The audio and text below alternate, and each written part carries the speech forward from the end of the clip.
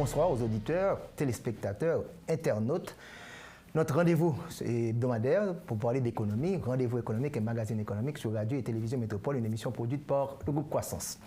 On reste toujours dans la crise haïtienne, une multicrise comme on dit en général, une crise sanitaire, une crise politique, une crise économique. En plus, la situation dans le sud, la péninsule sud, le séisme qui a touché la zone du sud, on se rappelle le 14 août 2021. Nous allons parler des financements probables et de ce qui se passe actuellement sur le plan international, car Covid a tout changé. Même le Fonds monétaire international, qui dans un certain temps était particulièrement concentré sur l'aspect financier, regarde un petit peu l'aspect commercial et l'aspect social, je pourrais dire, l'aspect développement, on pourrait dire. Donc pour le faire, nous avons un confrère, un ami, on pourrait dire, qui travaille en Haïti, avec lequel nous avons eu déjà des discussions. Il s'agit de Wayne Camar. Wayne, comment ça va? Merci de répondre à notre invitation. Très bien, merci beaucoup pour l'invitation, Kessner. Un plaisir d'être encore une fois avec toi et les téléspectateurs de Rendez-vous économique. Je voudrais bien, si tu me permets, commencer en exprimant mes sincères condoléances des victimes, des familles, des amis des victimes, des événements récents de tremblements de terre, et bien sûr à tout le peuple haïtien pour la perte tragique du président en exercice, Jovenel Moïse. Et c'est toujours une perte pour un pays quand un choc ainsi. Quoi qu'on pense de cette politique, mais donc c'est un coup contre le pays entier et donc ça m'a attristé beaucoup. On te remercie pour cette pensée spéciale. Tu connais bien le pays, tu as travaillé dans le pays comme représentant du Fonds monétaire international et comme le Fonds fait l'actualité à travers le monde aujourd'hui. Tu as laissé le Fonds en quelle année exactement? Début 2017, j'ai quitté le Fonds.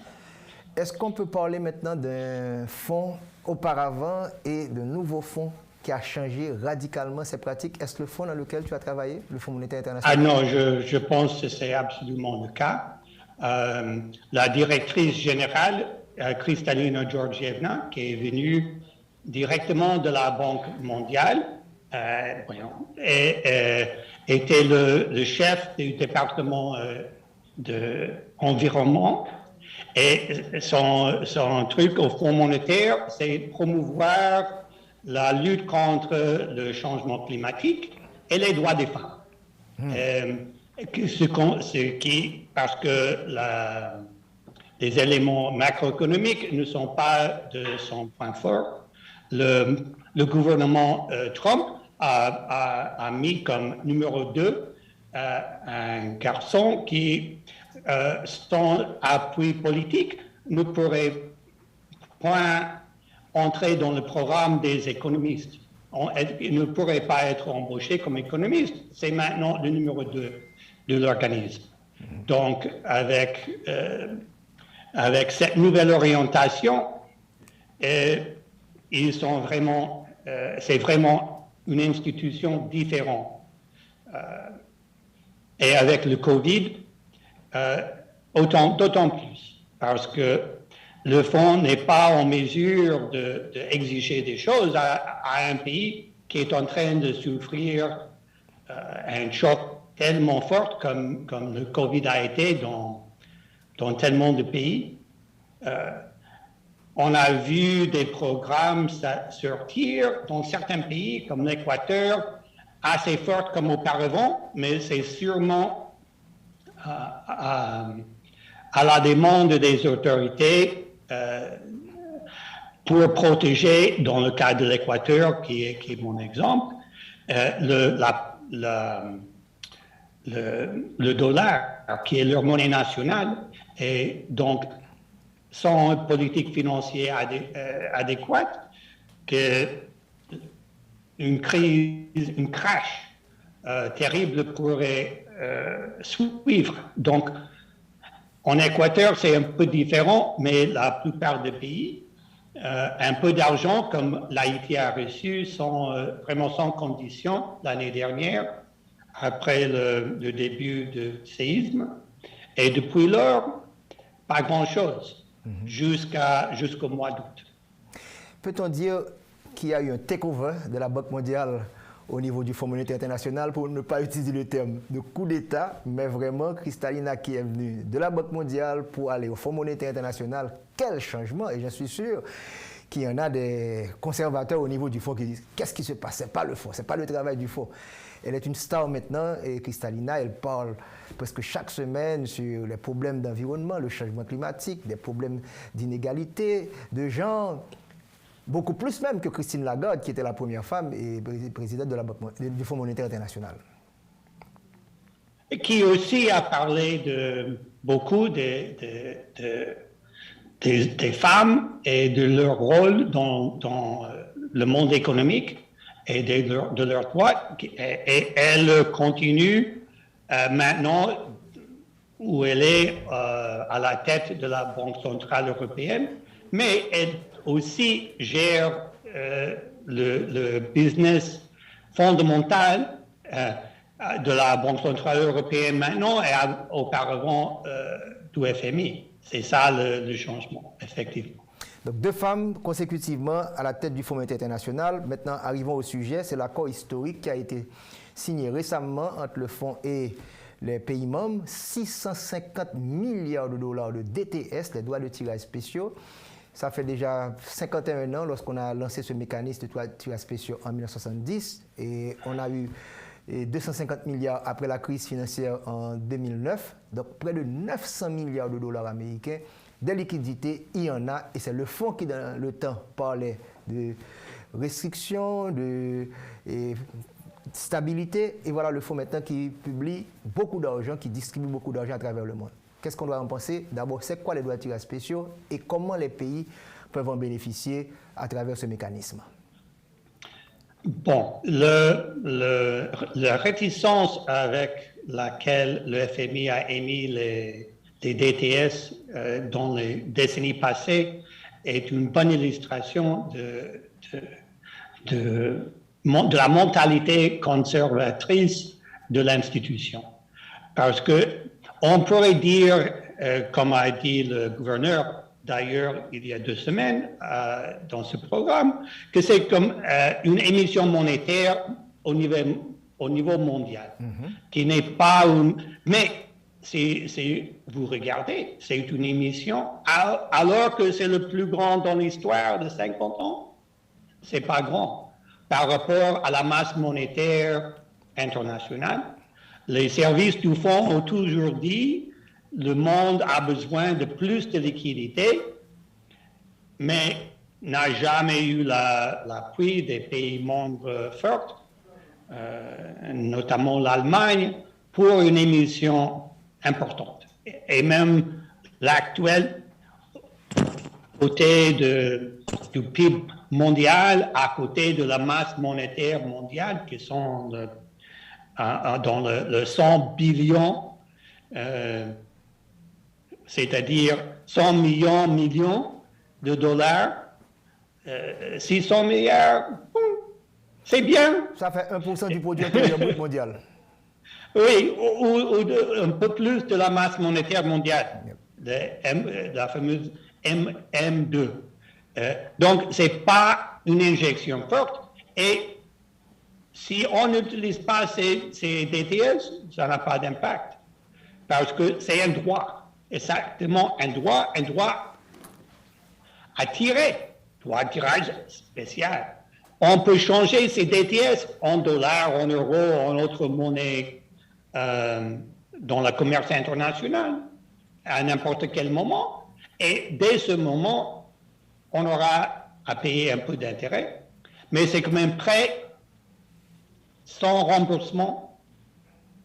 On n'a pas besoin de rembourser. Actuellement, je pense que c'est 0,2% par an. C'est rien et sans un devoir de rembourser. Sans remboursement, ça veut dire que le montant qu'Haïti va obtenir n'aura pas à rembourser. Je pense que c'est un prêt octroyé à la Banque centrale. Qui va... Oui, c'est comme un prêt à la Banque centrale. La Banque centrale met son 0,2. C'est ça. Ça pourrait augmenter au futur. ça reste à voir, mais on n'a pas besoin de rembourser. On peut, si on a des réserves internationales adéquates, on peut mettre les dollars pour rembourser les DTS. Okay. C'est bien, mais on n'a pas le besoin. Donc, c'est presque de l'argent gratuit. Oui, mais le mécanisme pose problème quand même. Et dès la mise en place en 1970, puisque c'est contrôlé par les grands pays, c'est comme une grande coopérative, il y a des quotes-parts, et si on regarde, Haïti va recevoir à peu près 224 millions de dollars américains, et pour les pays au même niveau, ça fait 3% quand même des 650 milliards, il y a 30% pour les pays émergents, et les pays qui n'en ont pas vraiment besoin, les 60%, ça va rester vers les pays les plus avancés. Donc comment changer le mécanisme pour que les pays qui en ont besoin vraiment puissent en bénéficier? Bon, on a vu sortir plusieurs propositions et je ne vois aucune qui vraiment pourrait résoudre ce problème. On peut dire quand même que les 200 et quelques millions de dollars qu'il va recevoir Haïti, c'est à peu près 2% du PIB d'Haïti. Donc, c'est un montant bien important. Ou, vu autrement, c'est 20 milliards de gouttes, c'est 2 mois, 3 mois de recettes fiscales du gouvernement. Si, comme on attend que la Banque centrale tire les DTS, prend les DTS en dollars, vend les dollars pour réserver la liquidité, qui lui va permettre de prêter l'argent au gouvernement. Autre prêt qui ne sera probablement jamais remboursé non plus. On va revenir à Haïti dans la troisième partie. On reste au niveau mondial pour regarder ce qu'Haïti pourrait bénéficier. Mais c'est pour dire que ça pourrait, même si le part des 600 milliards de dollars n'est pas énorme, c'est très petit, mais par rapport aux économies nationales, ça pourrait avoir son poids. C'est pas rien. Pour la République dominicaine, ça fait combien à peu près? Comme vous suivez? Je l'ai vu, mais je n'ai pas en tête le chiffre. OK, pas de problème. Mais c'est beaucoup plus important qu'Haïti parce que le PIB est beaucoup plus important et les quotes-parts sont peut-être beaucoup plus élevés également qu'Haïti. Et je sais que vous suivez également les pays africains. Et c'est très peu quand même par rapport au choc qu'ils ont subi, particulièrement avec Covid-19. Il faut souligner que ces DTS sont alloués pour Covid-19. Ça n'a rien à voir avec, je pourrais dire, les problèmes d'Haïti ou encore le séisme en Haïti.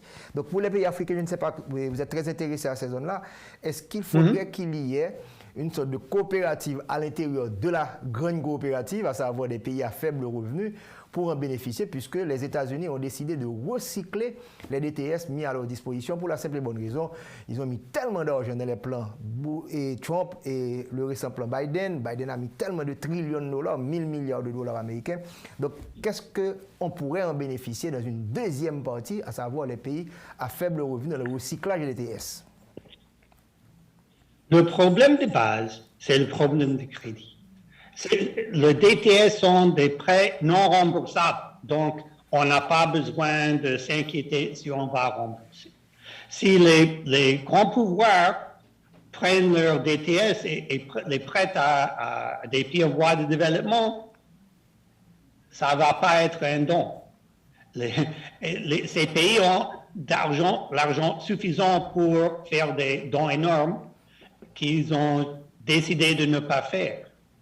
Et donc, c'est le problème de base des niveaux de volonté des pays riches à financer les pays pauvres. La seule exception que je vois, c'est la proposition de mettre l'argent dans les banques régionaux. La banque africaine, la banque interaméricaine, la banque asiatique de développement. Et là, eux déjà ont des notations de crédit très fortes, et donc il n'y a pas de problème de crédit à ce niveau, et c'est eux qui peuvent prêter ou bien donner cet argent aux pays membres en voie de développement. Ça me paraît le seul mécanisme viable. Mais ces institutions n'ont pas la taille pour, disons, les 400 milliards de dollars des pays riches des DTS. Ça va prendre du temps, pour ne pas dire plus, pour qu'ils puissent réellement prêter somme de cette magnitude.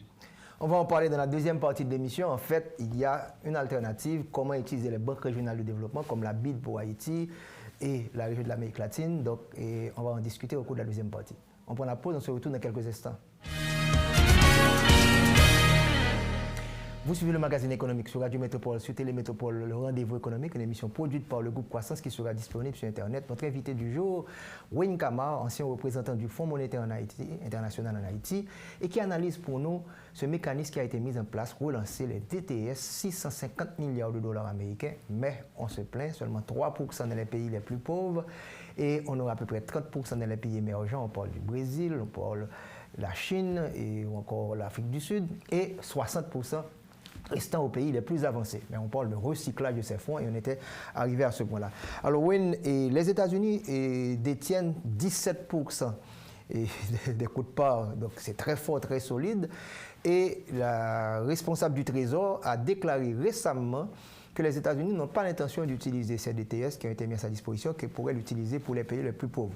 Donc, je disais en début d'émission que les 200 millions de dollars américains et plus qui ont été octroyés à Haïti, c'était pour Covid, mais on pourrait, à cause de toutes les difficultés que nous avons rencontrées au cours des 3 dernières années, pour sortir de cette récession très forte que nous vivons en Haïti, qui s'approche même de la dépression économique, on pourrait en utiliser si on met de l'ordre dans la maison.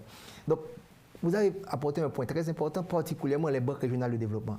La BID a une très bonne réputation, mais vous pensez qu'elle n'a pas la capacité pour mobiliser la partie de 400 milliards de dollars américains qui reviendrait aux pays de l'Amérique latine et de la Caraïbe?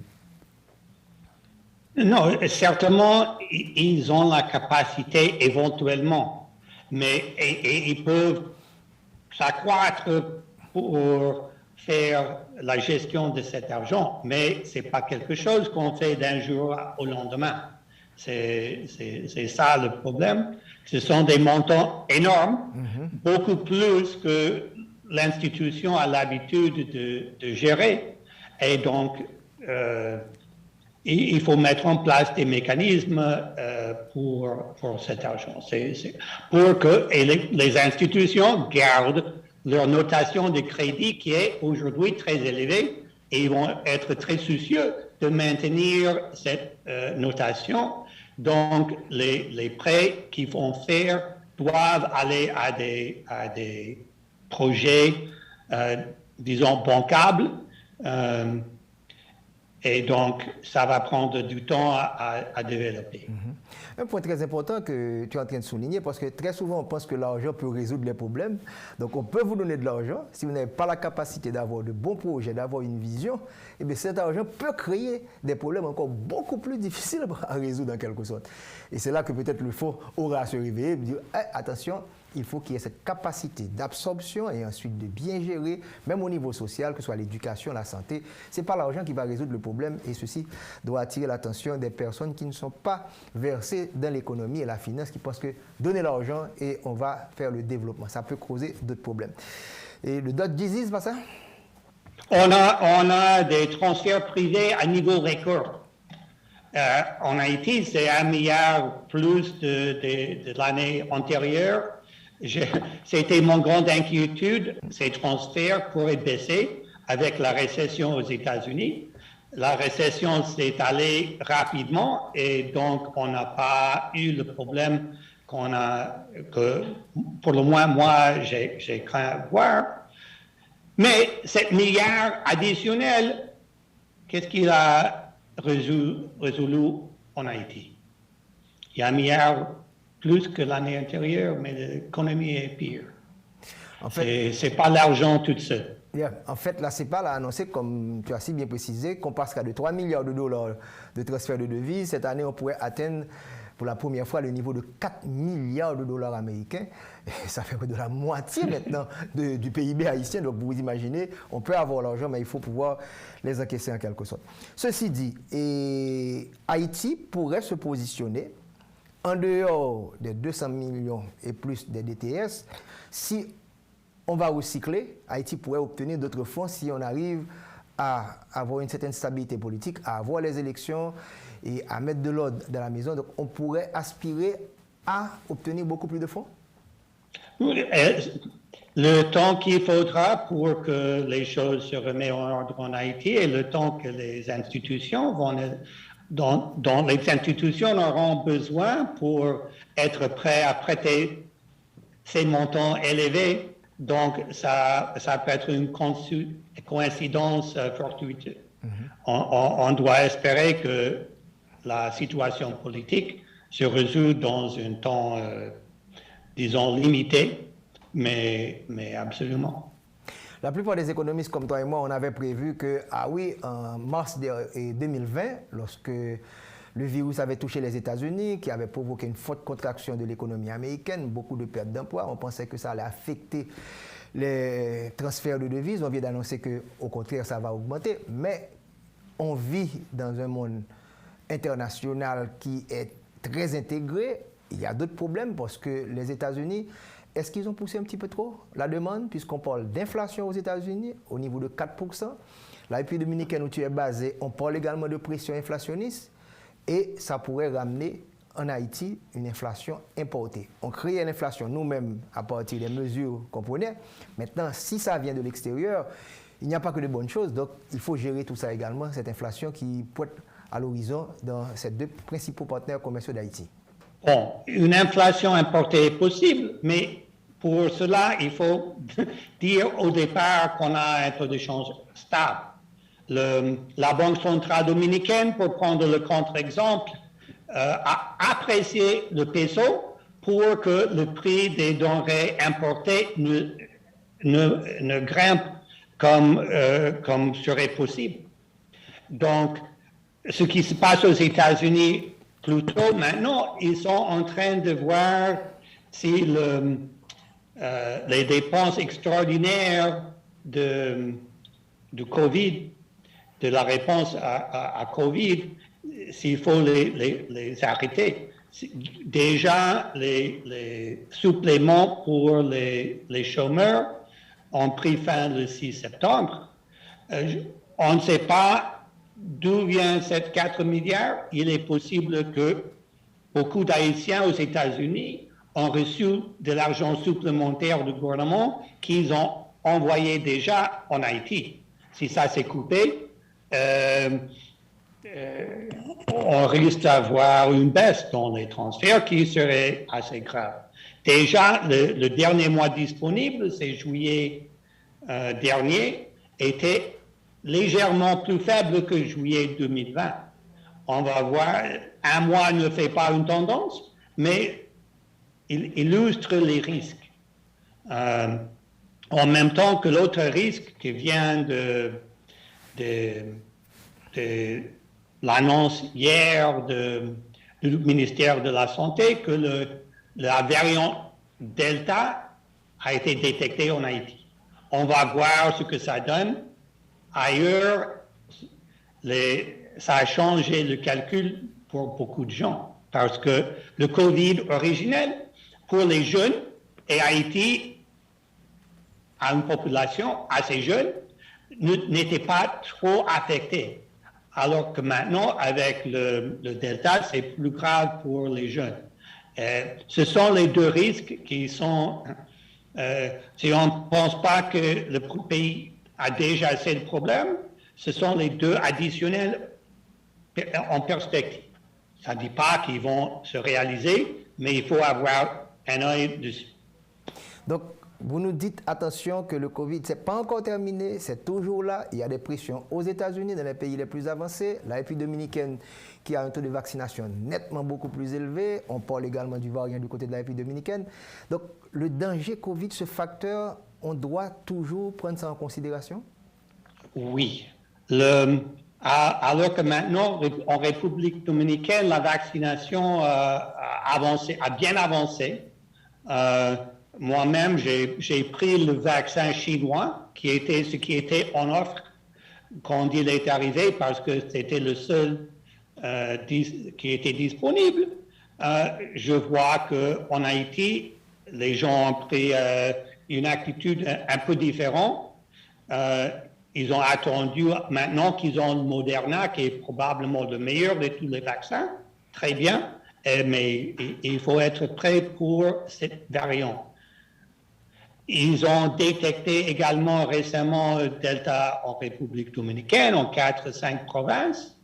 On va voir si il a le même impact qu'aux États-Unis, où dans les États, avec 40-50% des gens déjà vaccinés, quand même, on a pu remplir les urgences, les soins intensifs de tous les hôpitaux avec des cas de COVID graves. Peut-être ça ne va pas être le même en Haïti. Il faut espérer que c'est le cas, mais il faut être conscient que c'est une possibilité. Quel est le pourcentage de vaccination en République dominicaine? Je pense que c'est quelque chose comme 60 actuellement. Donc, ils ont un matelas assez important pour se protéger, pour éviter la propagation du virus à travers le pays. Et là, maintenant, avec Haïti, on est à moins de 5%. Donc, il se pourrait qu'il y ait des tensions au niveau de la frontière lorsque les Dominicains vous diront « Ah, c'est difficile d'accepter les Haïtiens et pour créer des problèmes. » Donc, nous sommes sur l'île, ce sont des voisins et il faut gérer tout ça. Ouais. Et... Non, mais on a que les 5%, 500 000 vaccins de Moderna que le gouvernement a acceptés. Ça, c'est 5%, c'est 2% et demi de la population qui pourrait être complètement vaccinée avec ce qu'on a reçu. On a accepté jusqu'à aujourd'hui. Ouais. Et donc, et ça, même si on avait ces problèmes de demande, mais aussi un problème de l'offre. Oui. Et les Dominicains avaient proposé un stock à Haïti, il paraît qu'ils ont refusé. Donc, vous voyez tout ça, donc il faut vraiment réfléchir comment résoudre ces problèmes. Et l'économie dominicaine, ça recommence. On parle même d'une croissance de plus de 5% l'année prochaine? Bon, ce qui est... Non, oui, peut-être c'est bien. Cette année, on va être meilleur que 2019. Je n'en parle pas de 2020. Le gouvernement est très fier. On va avoir 8%, 9%, 10% en 2020. En 2021. 21. Mais après moins 8, moins 7,7 l'année dernière, c'est pas grand-chose. Oui, mais c'est meilleur, c'est déjà meilleur que beaucoup de pays qui n'ont pas récupéré leur niveau de 2019. C'est bien ça. Mais c'est pas extraordinaire. Mais on peut voir peut-être 3% par rapport à 2019. Et l'année prochaine, oui, il n'y a pas raison de ne pas avoir les 5%. La croissance de le tourisme pendant la saison secondaire de juillet-août était entre 10 et 20% en dessus de 2019, ce qui est un bon signe. Et il faut penser que l'année prochaine doit être vraiment meilleure. Ils sont en train de revenir au niveau qu'ils étaient avant Covid. Maintenant, quels sont les secteurs qui ont supporté cette croissance en 2021 en République dominicaine? Bon, les zones franches ont joué un rôle très important avec une bonne croissance. La construction, c'est un peu contre les expectatives, mais construction est très, très forte. Particulièrement dans la zone Est, Punta Cana, etc. Mais au niveau national, c'est très fort la construction. Et évidemment, le gouvernement a intervenu avec des subventions aux ménages, presque tous les ménages, pour appuyer la consommation. Donc, les ventes des produits de première nécessité partout dans le pays. Et donc, ça a joué un rôle très, très important. Et ça a donné peut-être lieu à l'inflation également qu'on connaît aujourd'hui, parce que lorsqu'on pousse la demande, si l'offre n'est pas au rendez-vous, ça peut être difficile. Et je vois qu'ils se battent en République dominicaine sur le secteur des produits pétroliers. Comme vous le savez, chaque semaine, il y a de nouveaux prix. Et la semaine dernière, ils ont dû maintenir ça au même prix pour éviter qu'il y ait une trop forte pression inflationniste. Est-ce qu'ils vont pouvoir maintenir tout ça? Faut-il souligner qu'ils sont à plus de 4 dollars le prix du gallon et nous, en Haïti, on est à seulement 2 dollars. Donc cet écart pose problème pour Haïti, ce qui favorise à travers le principe des vases communicants et des produits qui sortent d'Haïti pour aller vers la République dominicaine. Comment ils vont gérer cette situation? Bon, il faut voir par où vont les prix des produits pétroliers. Un gallon de gasoline, d'essence, à New York, dans un tanker, c'est aujourd'hui 2,40 $, 2,30 $. C'est au-dessus du prix en Haïti. Et donc, la seule chose qui a sauvé le gouvernement, c'est qu'il n'y a pas d'essence. Donc, ils perdent moins d'argent quand il y a moins d'essence. Aux Républiques dominicaines, effectivement, le gouvernement a déjà investi 400 millions de dollars pour maintenir stable le prix pétrolier, effectivement, pour limiter l'inflation aussi. J'ai déjà parlé de leurs efforts avec le taux de change. Donc, eux, si le prix du pétrole baisse dans les prochains mois, oui. Éventuellement, ils vont décider que peut-être qu'il faut monter un peu, mais comme ils ajustent chaque vendredi, ils peuvent le faire doucement et pas dans la manière qu'on a l'habitude de voir en Haïti où un vendredi après-midi quelconque, on découvre que le prix a grimpé 40% ou quelque chose de cette nature. Et donc, quand le gouvernement vraiment n'a plus d'options pour maintenir les dépenses. Il faut se souvenir que le gouvernement de Haïti a collecté un peu plus que la moitié des recettes budgétisées. Donc, vraiment, ils n'ont pas de recettes. L'argent, la seule chose qui était plus élevée que l'année dernière, niveau dépenses, c'était les salaires. 20% au-dessus des salaires de l'année dernière. Donc, pas grand-chose pour l'investissement, pour les subventions, pour les autres activités du gouvernement. Et donc, ça pèse aussi. On parle de la récession prolongée, soit dépression. Une partie, c'est que le gouvernement n'est pas jouant le rôle dans l'économie, même auparavant qu'il a joué, pour ne pas dire de ce qui pourrait être possible. Donc, ça a un impact négatif. Ça peut paraître très cynique, mais l'économie et la finance, ça vous donne ça. Donc, le fait qu'il y ait raté ces jours-ci au niveau du marché national, ça fait moins de pertes financières pour le gouvernement. Mais ça va avoir un impact négatif, il faut savoir, sur la croissance économique. On prend une pause, on se retrouve dans quelques instants pour la troisième partie et on parlera de l'économie haïtienne avec Wayne Camara. Vous suivez le magazine Rendez-vous économique. Nous parlons de financement mondial, Fonds monétaire international, pour apporter Haïti. Il faut souligner que après le confinement de 2020, on avait bénéficié de plus de 110 millions de dollars américains. Ensuite, l'année d'après, avec l'émission des DTS, nous avons plus de 200 millions de dollars américains, 300 millions de dollars américains sans aucun accord. Wayne, Haïti a bénéficié quand même d'une certaine manne et du Fonds monétaire international, aucun accord écrit entre les deux parties, sans aucune conditionnalité, plus de 300 millions de dollars américains. Effectivement. C'est une contribution à la situation, tout est en réponse de la crise de COVID. L'argent, ce n'est pas seulement pour les vaccins, les médicaments, le système de santé, mais pour appuyer l'économie en général face à un monde encore difficile. Maintenant, arrivons à la situation d'Haïti, puisque nous avons connu un choc le pays LOC, que tu connais bien, et on avait à peu près 2% de contraction du PIB, 1,7%. Ensuite, l'année d'après, avec tout ce qu'il y a eu encore de crise politique et des capacités de trouver une solution, et le choc sanitaire, pas simplement sur Haïti, sur le monde, on s'est rapproché de près de 4% de contraction. Cette année, vous avez entendu l'émission avec le gouverneur, et on nous parle de plus de 2% de contraction.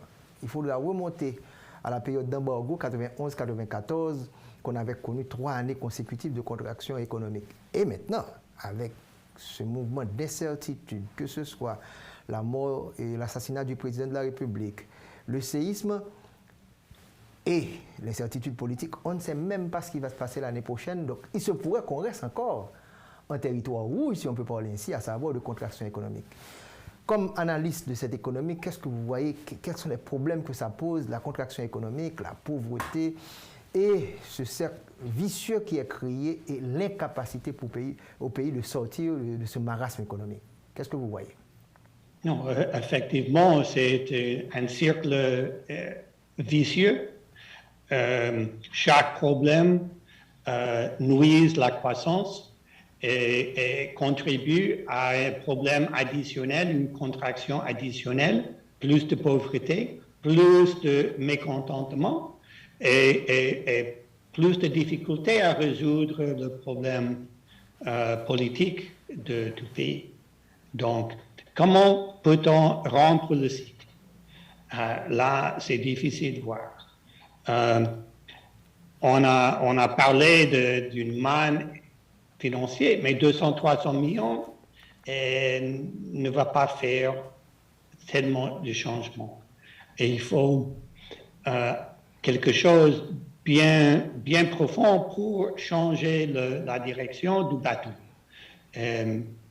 Et pour moi, c'est difficile d'imaginer.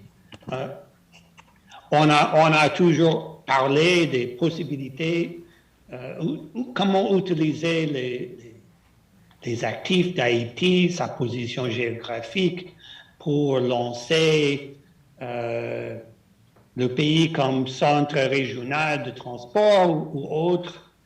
Mais ce sont des choses qui demandent des investissements importants. Donc, la première chose, c'est simplement de rétablir un niveau de stabilité. Par contre, la sortie, si les choses continuent comme ils vont, c'est qu'on va terminer dans un état de chaos, dans un état où l'intervention internationale s'avère encore nécessaire. Ni les Haïtiens, ni les internationaux veulent voir un tel scénario. Mais la MINUSTAH, qui a montré ses qualités et ses faiblesses dans les années, quand même a injecté des centaines de millions de dollars dans l'économie haïtienne dans son temps. Et je pense que le départ de ce dispositif a été un des facteurs qui a contribué à la faible performance de l'économie haïtienne. Je lisais cette semaine une analyse des Nations Unies sur le cas d'Afghanistan.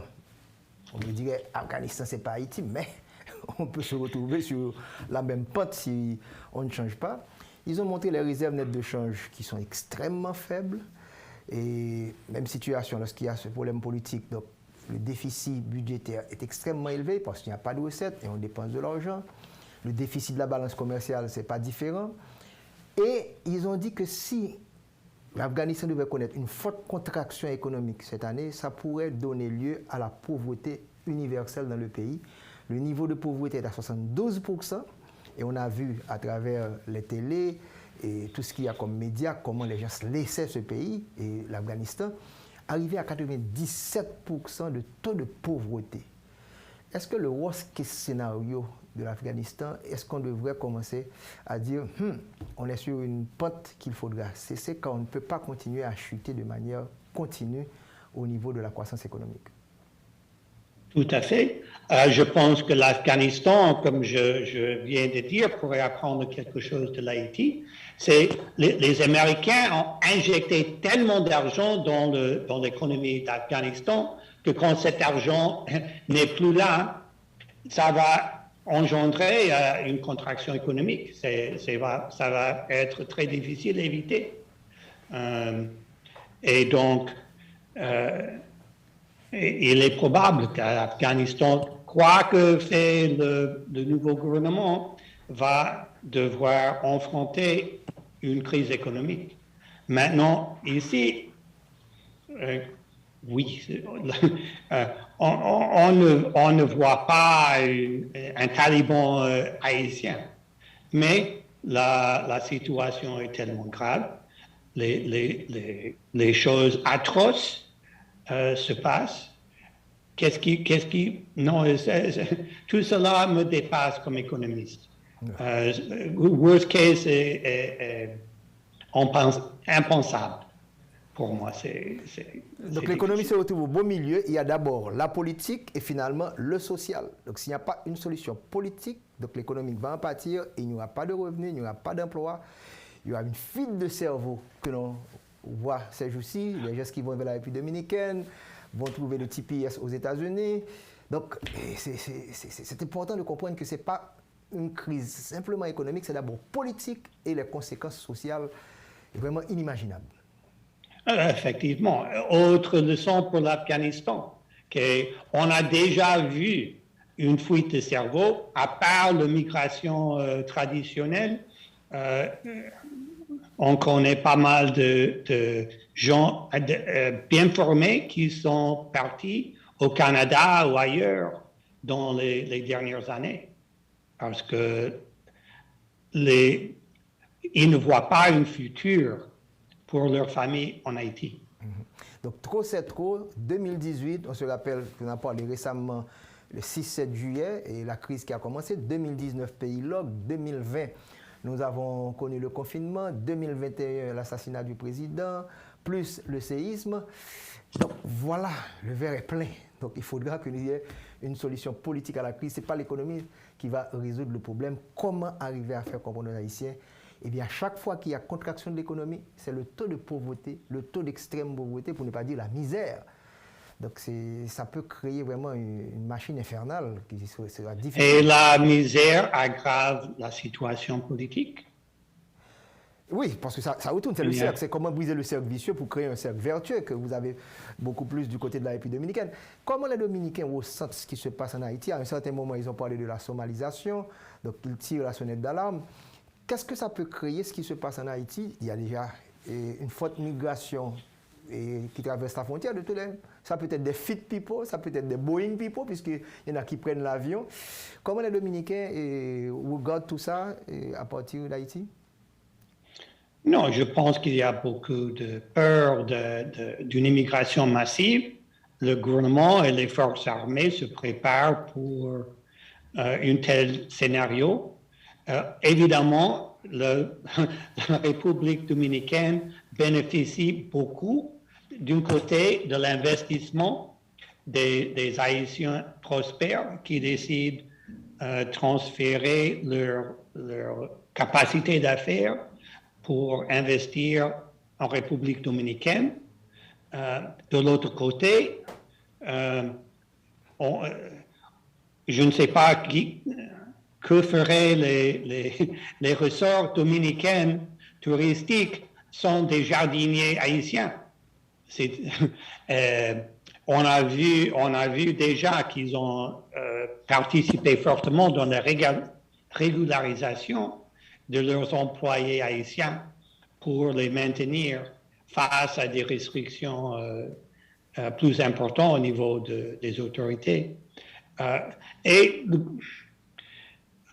toujours, la République dominicaine souffre d'une faute d'emploi, donc le ressentiment contre les immigrés haïtiens, c'est peut-être un peu plus fort. Et donc, on risque de voir des réactions vraiment moches si cette immigration devient un tsunami d'Haïtiens qui n'ont rien à manger chez eux vers la frontière.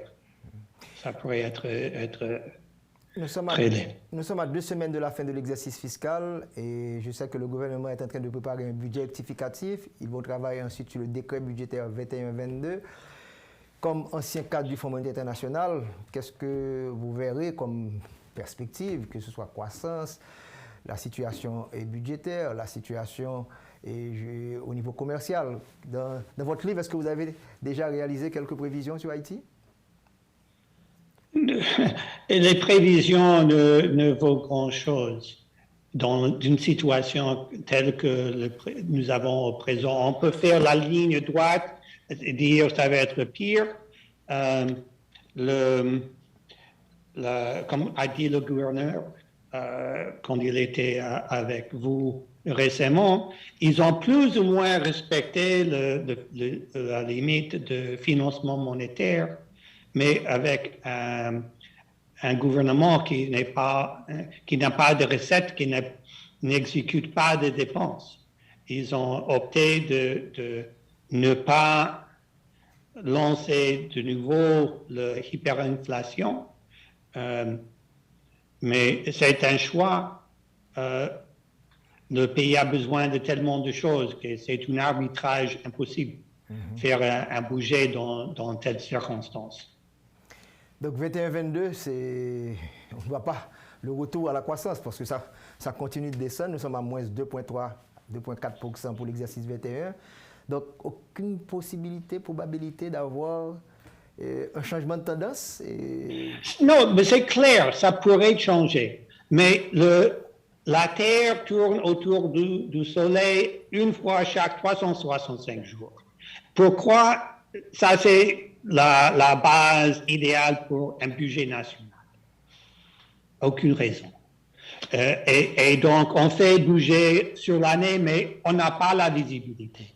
On fait le mois par mois, on fait le mieux qu'on peut faire, ce qu'ils font, j'en suis sûr, les cadres du ministère des Finances et les cadres de la Banque centrale, en espérant que la situation leur donne un marge pour lancer quelque chose de bon. Et c'est au niveau politique qu'il faut agir. Toujours, c'est ça le clé. Au niveau sécuritaire. Avec le taux de change, les derniers éléments des Nations Unies étaient des éléments de police. Oui. Et je ne vois pas pourquoi c'était nécessaire de les retirer. Ça pourrait être la première chose qu'on remet en tant qu'assistance internationale pour sécuriser la situation dans les rues, pour que les camionneurs peuvent sortir l'essence des dépôts et on peut faire tourner les groupes électrogènes.